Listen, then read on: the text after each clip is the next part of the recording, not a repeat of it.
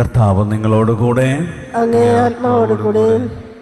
യോഹന്നാന്റെ വിശുദ്ധ സുവിശേഷത്തിൽ നിന്നുള്ള വായന. കർത്താവേ, അങ്ങേക്ക് മഹത്വം. അക്കാലത്ത് യേശു ജനങ്ങളോട് പറഞ്ഞു, ഞാനാണ് ജീവന്റെ അപ്പം. എൻ്റെ അടുത്ത് വരുന്നവന് ഒരിക്കലും വിശക്കുകയില്ല, എന്നിൽ വിശ്വസിക്കുന്നവന് ദാഹിക്കുകയുമില്ല. എന്നാൽ നിങ്ങൾ എന്നെ കണ്ടിട്ടും വിശ്വസിക്കുന്നില്ല എന്ന് ഞാൻ നിങ്ങളോട് പറഞ്ഞിട്ടുണ്ടല്ലോ. പിതാവ് എനിക്ക് നൽകുന്നവരെല്ലാം എൻ്റെ അടുത്ത് വരും. എൻ്റെ അടുക്കൽ വരുന്നവനെ ഞാൻ ഒരിക്കലും തള്ളിക്കളയുമില്ല. ഞാൻ സ്വർഗത്തിൽ നിന്ന് ഇറങ്ങി വന്നിരിക്കുന്നത് എൻ്റെ ഇഷ്ടം പ്രവർത്തിക്കാനല്ല, എന്നെ അയച്ചവൻ്റെ ഇഷ്ടം നിറവേറ്റാനാണ്.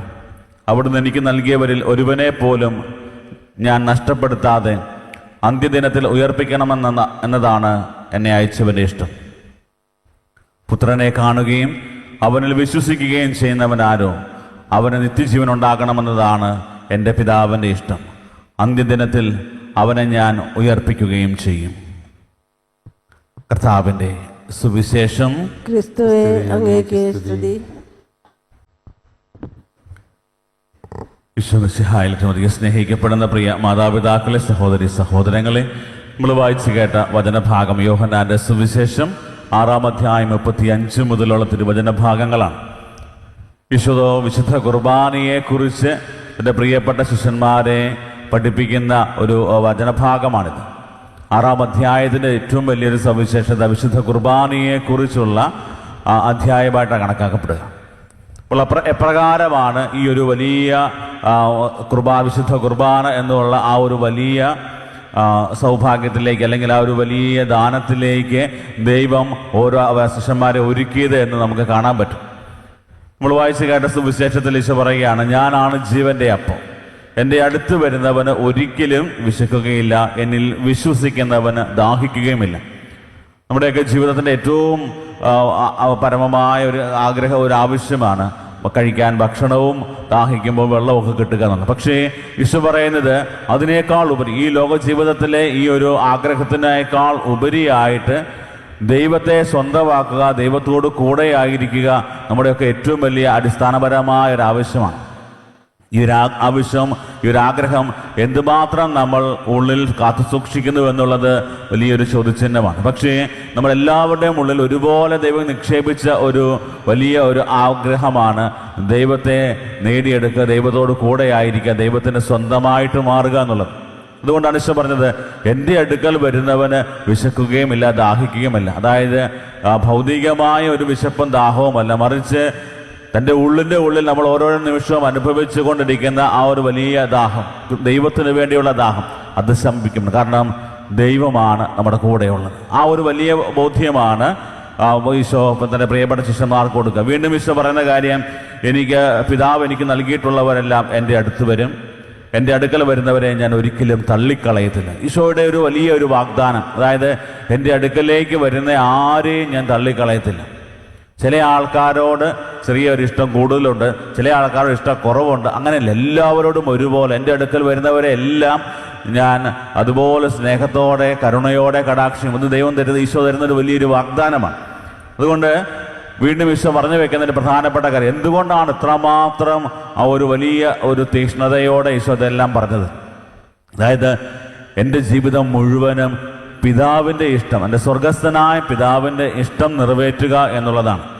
ഈശോയുടെ പരസ്യ ജീവിതം നമ്മൾ ശ്രദ്ധിച്ചു കഴിഞ്ഞാൽ തൻ്റെ സ്വന്തം ആഗ്രഹത്തിന് എന്നോ വേണ്ടിയോ അല്ലെങ്കിൽ സ്വന്തം പേരിനോ പ്രശസ്തിക്ക് വേണ്ടിയോ ഒന്നും ഒരു കാര്യവും ചെയ്യുന്ന ഈശോയെ നമുക്ക് ഒരിടത്തും കാണാൻ പറ്റുന്നില്ല. നമുക്ക് കാണാൻ പറ്റുന്നത് എൻ്റെ സ്വർഗസ്ഥനായ പിതാവ് എന്നിലൂടെ മഹത്വപ്പെടണം എന്നുള്ള ആഗ്രഹത്തോടെ പ്രവർത്തിക്കുന്ന ഈശോ തൻ്റെ പ്രിയപ്പെട്ട ശിഷ്യന്മാരോട് പറഞ്ഞ കാര്യമാണ്, നിങ്ങളറിയാത്തൊരു ഭക്ഷണം എനിക്കുണ്ട്. എൻ്റെ പിതാവിൻ്റെ ഇഷ്ടം നിറവേറ്റുക എന്നതാണ് എൻ്റെ ഏറ്റവും വലിയൊരു ഭക്ഷണം. കാരണം അത്രമാത്രം ഒരു വലിയ പ്രാധാന്യം കൊടുത്ത് ഈശോ ജീവിതത്തിലെടുത്ത് ഉറച്ച നിലപാടാണ് എൻ്റെ പിതാവിൻ്റെ ഇഷ്ടം നിറവേറ്റുമെന്നുള്ളത്.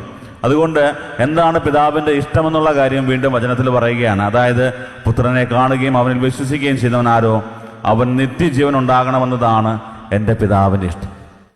അതായത് നമ്മളെല്ലാവരും സ്വർഗത്തിലായിരിക്കണം, അതായത് ദൈവത്തോടൊപ്പമായിരിക്കണം എന്നുള്ളത് ദൈവത്തിന് ഇഷ്ടം. അതിനുവേണ്ടിയാണ് സ്വർഗത്തിലായിരുന്നവൻ സ്വർഗത്തിൽ നിന്ന് ഇറങ്ങി ഭൂമിയിൽ വന്ന് സ്വർഗത്തിലേക്ക് നമ്മളെ കയറ്റുവാനായി സ്വർഗത്തിൻ്റെ ഭോജ്യമായി മാറിയത്. ഒപ്പമായിരുന്നവൻ അപ്പമാകാനുള്ള കാരണം ഇതാണ്. അതായത് നമ്മളിൽ ആരും നശിച്ചു പോകാതെ നമ്മളെല്ലാവരും നിത്യജീവൻ അവകാശമാക്കണമെന്നുള്ളത്. പ്രിയപ്പെട്ടവരെ, അതിനുവേണ്ടി അപ്പമായി മാറിയവനാണ് ഈശോ മിശിഹ. അതുകൊണ്ട് ഓരോ വിശുദ്ധ കുർബാനയിലും നമ്മൾ പങ്കെടുക്കുമ്പോൾ നമ്മൾ മനസ്സിലാക്കുന്ന ഒരു പ്രധാനപ്പെട്ട കാര്യം, സ്വർഗത്തിലേക്ക് നമ്മളെ എത്തിക്കുവാനായി, നമ്മുടെ ജീവിതങ്ങളെ സ്വർഗമാക്കുവാനായിട്ട് നമ്മളെ പരിപോഷിപ്പിക്കുന്ന സ്വർഗീയ ദാനമാണ് ഒരു വിശുദ്ധ കുർബാന. ആ ഒരു വലിയ മനോഭാവത്തോടെ നമ്മൾ പരിശുദ്ധ കുർബാനയിൽ പങ്കെടുക്കുമ്പോൾ നമ്മുടെ ജീവിതങ്ങൾ പലപ്പോഴും പരിശുദ്ധ കുർബാനയിൽ എല്ലാ ദിവസവും ഞങ്ങൾ കുർബാനയിൽ പങ്കെടുക്കുന്നവരല്ലേ എന്നുള്ള ചിന്തയോടുകൂടി, അതിനെ ഒരു ലാഘവ ബുദ്ധിയോടെ അല്ല, ഓരോ ദിവസവും പരിശുദ്ധ കുർബാനയിൽ പങ്കെടുക്കുമ്പോഴും നമ്മുടെ മനസ്സിലേക്ക് ഓർക്കേണ്ട ഒരു കാര്യം ഇത് തന്നെയാണ്. അതായത് എനിക്ക് വേണ്ടി സ്വർഗം ഒരുക്കി വെച്ച ഒരു വലിയ സമ്മാനമാണ് ഓരോ വിശുദ്ധ കുർബാന. അതായത് സ്വർഗത്തിനധിപനായ ദൈവത്തെ തന്നെയാണ് നമ്മൾ സ്വീകരിക്കുക. പരിശുദ്ധ കുർബാനയെക്കുറിച്ച് സഭ പഠിപ്പിക്കുന്നത് കൂദാശകളുടെ കൂദാശ എന്ന പേരിലാണ്. കാരണം എന്താണ്? ഓരോ കൂദാശകളിലൂടെയും ദൈവത്തിന് ലഭിക്കുന്നുണ്ടെങ്കിലും, ദൈവത്തിന് അനുഗ്രഹങ്ങൾ ലഭിക്കുന്നുണ്ടെങ്കിലും, പരിശുദ്ധ കുർബാനയിലൂടെ കൂദാശകളുടെ ദാതാവായ ദൈവത്തെ തന്നെയാണ് സ്വീകരിക്കുന്നത്. അതുകൊണ്ട് അത്രമാത്രം പ്രാധാന്യം അർഹിക്കുന്ന ഒരു പ്രധാനപ്പെട്ട ഒരു കൂദാശയിലാണ് നമ്മൾ ഓരോരുത്തരും പങ്കെടുക്കുക. അതുകൊണ്ട് ഓരോ പ്രാവശ്യവും പരിശുദ്ധ കുർബാനയിൽ പങ്കെടുക്കുമ്പോഴും ദൈവത്തിൻ്റെ ഇഷ്ടം എന്താണ് എന്ന് തിരിച്ചറിയുന്നവരായിട്ട് നമ്മൾ മാറുക. അതായത് ദൈവത്തിൻ്റെ ആഗ്രഹം നമ്മളിൽ ആരും നശിച്ചു പോകാൻ പാടില്ല. നമ്മുടെ സ്വഭാവത്തിൻ്റെ ഒരു പ്രത്യേകതയാണ്, നമുക്ക് തിന്മയിലേക്കൊരു ചായ്വുണ്ട്. പാപം ചെയ്യാനുള്ള ആ ഒരു പ്രലോഭനങ്ങൾ എപ്പോഴും നമ്മുടെ ഉണ്ട്. പക്ഷെ അതിനെയൊക്കെ അതിജീവിച്ച് നിത്യജീവന് അവകാശമാകുന്ന രീതിയിൽ, അല്ല അവകാശം നേടിയെടുക്കുന്ന രീതിയിലുള്ള ഒരു ജീവിത ശൈലിയിലേക്ക് വളരണമെന്നുള്ള കാര്യം നമ്മളെ വചനം പഠിപ്പിക്കുകയാണ്. പ്രിയപ്പെട്ടവരെ, ഇന്ന് ഈ വചനം ധ്യാനിക്കുമ്പോൾ ഈശോയുടെ ഒരു മനോഭാവം, അതായത് എൻ്റെ പിതാവിൻ്റെ ഇഷ്ടം നിറവേറ്റുക, എൻ്റെ പിതാവിൻ്റെ ഇഷ്ടം നിറവേറ്റുന്നവരായി നമ്മൾ ഓരോരുത്തരും മാറണം. അത് ഈശോയുടെ ആ ഒരു മനോഭാവം നമ്മളിൽ ഉണ്ടായിരിക്കണം. പൗലോസ്ലീഹ പറഞ്ഞിട്ട് ക്രിസ്തുവിൻ്റെ മനോഭാവം നിങ്ങളിൽ ഉണ്ടായിരിക്കട്ടെ. ക്രിസ്തുവിൻ്റെ മനോഭാവം, അതുപോലെ തന്നെ ക്രിസ്തുവിൻ്റെ ആ ഒരു ജീവിത ലക്ഷ്യം നമ്മുടെ ജീവിത ലക്ഷ്യമായിരിക്കണം. അവിടെയാണ് ക്രിസ്തുവിൻ്റെ യഥാർത്ഥ അനുയായികളായി ക്രിസ്ത്യാനികൾ എന്ന പേരിന് യോജിച്ച രീതിയിൽ നമുക്ക് ജീവിക്കാൻ സാധിക്കും. നമ്മുടെയൊക്കെ ജീവിതങ്ങളെ പരിശോധിച്ച് കഴിഞ്ഞാൽ ഏറ്റവും കൂടുതൽ എന്തുമാത്രം സ്വാർത്ഥതയോടെ പെരുമാറാൻ പറ്റുമോ അത്രമാത്രം സ്വാർത്ഥതയോടെ പെരുമാറാനായിട്ട് ആഗ്രഹിക്കുന്ന ഒരു കാലഘട്ടത്തിലാണ് നമ്മളായിരിക്കും. എപ്പോഴും എൻ്റെ ആഗ്രഹങ്ങൾ മാത്രം, അല്ലെങ്കിൽ എൻ്റെ അഭിപ്രായങ്ങൾ മാത്രം, അല്ലെങ്കിൽ ഞാൻ പറയുന്ന കാര്യങ്ങൾ മാത്രം ഇവിടെ നടന്നാൽ മതി എന്ന് ചിന്തിച്ചുകൊണ്ടിരിക്കുമ്പോൾ മറ്റുള്ളവരെ മനസ്സിലാക്കാനോ അംഗീകരിക്കാനോ ഒക്കെ നമുക്ക് പലപ്പോഴും സാധിക്കാതെ പോകും. ചിലപ്പോൾ നമുക്ക് ഒത്തിരിയേറെ എക്സ്പീരിയൻസ് ഒക്കെ ഉണ്ടാകും. അവർ പറയും, ഇത്രയും വർഷത്തെ എക്സ്പീരിയൻസ് ഉള്ള ആളുകളല്ലേ. കുറേ നാളുകൾക്ക് മുമ്പ് ആളുകൾ പ്രാർത്ഥനാ ഗ്രൂപ്പിൽ പങ്കെടുത്തപ്പോൾ അവർ പറഞ്ഞ കാര്യമാണ്, ഞങ്ങൾ 35 വർഷമായിട്ട് പ്രാർത്ഥിക്കുന്ന മധ്യസ്ഥ പ്രാർത്ഥന നടത്തുന്ന ആൾക്കാരാണ്. 35 വർഷമായിട്ട് മധ്യസ്ഥ പ്രാർത്ഥന നടത്തുന്ന ആൾക്കാരാണ്.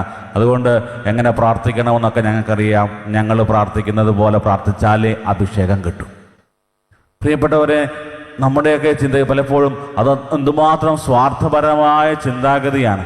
അതായത് ഞാൻ പറയുന്നതാണ് ശരി, ഞാൻ ചെയ്യുന്നതാണ് ശരി, അല്ലെങ്കിൽ എൻ്റെ അഭിപ്രായത്തിന് അപ്പുറത്തേക്ക് വേറൊരു അഭിപ്രായമില്ല എന്ന് ചിന്തിക്കുന്നൊരു മനോഭാവം ഉള്ളിടത്ത് ക്രിസ്തു പറയാണ്, എൻ്റെ ആഗ്രഹമല്ല, എൻ്റെ പിതാവിൻ്റെ ഇഷ്ടം നിറവേറണം.